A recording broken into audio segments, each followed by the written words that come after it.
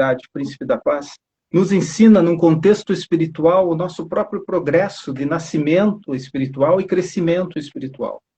Você vai lembrar de Mateus capítulo 2, 15, né? Do Egito chamei meu filho, assim diz o Senhor, né? Deus. Do Egito chamei meu filho. É claro que no contexto de livramento para o menino Jesus sobre perseguição de Herodes, mas para o nosso contexto também, o Egito significa o mundo. Nós também fomos chamados do Egito por Deus, né? Para que saíssemos desse mundo de trevas, desse mundo de pecado, cuja égide é Satanás, representado por Faraó. Então, num contexto espiritual, esse menino que nos deu, o filho que se nos deu, um menino nos nasceu, né? Ele também nos ensina que Deus nos chamou do Egito também. Temos que sair do mundo, não podemos amar o mundo, né? Em mundo, não natureza de Deus, que ele criou tão bela e maravilhosa e podemos desfrutar. Estamos falando do mundo sistema, debaixo de Satanás, cujo tirano e opressor, né, representado por Faraó, né, na história do Egito, ele foi opressor do povo de Deus, ele foi opressor, foi tirano, perseguiu também para matar o povo de Deus. Então, você não pode amar o mundo, nem as coisas que no mundo há, nesse mundo sistema, debaixo de Satanás. Em um segundo momento, quando Deus nos chama do Egito e nos tira pela sua graça, né, quando somos convencidos do pecado, da justiça e do juízo, nós vamos lembrar que o menino crescia, né? O menino crescia, se fortalecia, enchendo-se de sabedoria e graça de Deus.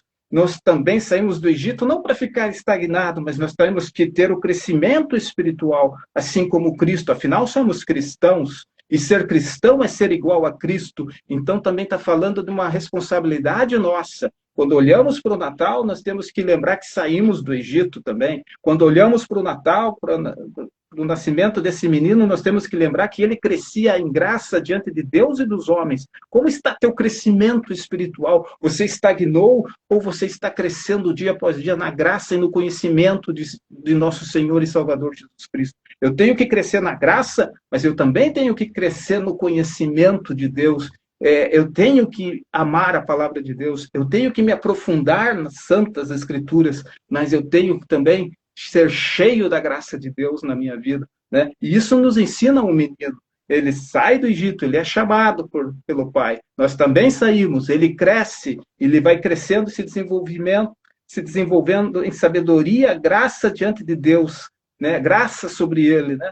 Em terceiro lugar, você vai ver que esse menino priorizou as coisas espirituais. Ele estava no templo, ele se desprendeu de seus pais e de sua mãe, e ele estava no templo, e quando ele é achado no terceiro dia, ele vai dizer, não sabeis vós que eu tenho que tratar das coisas do meu pai? Isso vai falar da prioridade às coisas que são de cima, né? Porque nós somos voltados, muitas vezes, às coisas materiais, né? Mas o que é a providência de Deus? O segredo da providência de Deus na vida do cristão é olhai para as coisas que são de cima, onde Cristo está sentado. E Jesus vai nos ensinar isso. Não sabeis vós que haveis de cuidar dos assuntos do meu Pai? Você está tratando dos assuntos de Deus? Que prioridade tem na tua vida? Você que se chama cristão, você que se diz cristão, a prioridade é espiritual na tua vida? Ou as coisas materiais são a tua prioridade? Maldito o homem que espera só nesta vida, diz a palavra de Deus, né? Em quarto lugar, esse menino cresceu e começou a pregar, mas não antes. Quando ele prioriza as coisas de Deus, ele está preparado para iniciar a sua missão. E ele vai ao deserto para ser tentado por Satanás e ele vence com a palavra. Onde está a palavra de Deus na tua vida para você vencer? Esse menino nos ensina que ele aprendeu a palavra, que ele tem a palavra, que ele é a palavra está dentro dele, e com a palavra ele vence Satanás. E em quarto lugar, ele começa a pregar o reino de Deus está próximo.